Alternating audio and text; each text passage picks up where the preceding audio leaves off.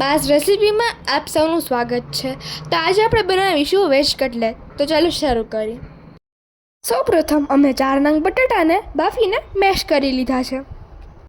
પછી તેમાં બોઇલ્ડ વટાણા, ગ્રેટ કરેલું 1 ગાજર, 2 સ્પૂન આદુ મરચાંની પેસ્ટ, 1 ચમચી દળેલી ખાંડ, સ્વાદ અનુસાર મીઠું, 2 સ્પૂન ગરમ મસાલો, 1 બોલ જેટલા બ્રેડ ક્રમ્સ જેમાંથી અડધા રાખી દેવાના, 1 સ્પૂન લેમન જ્યુસ નાખી બધું મિક્સ કરી લેવાનું.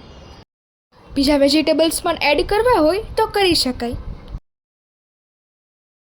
હવે 1 બોલમાં ચણાનો લોટ અને થોડું પાણી એડ કરી પેસ્ટ બનાવી લેવાની.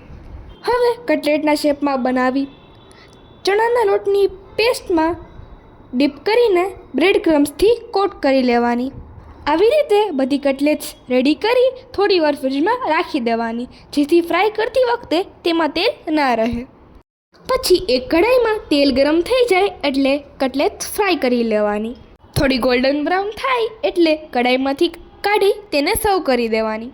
તો તૈયાર છે ક્રિસ્પી કટલેટ્સ, જે મેં કાચી કેરીના સોસ સાથે સર્વ કરી છે.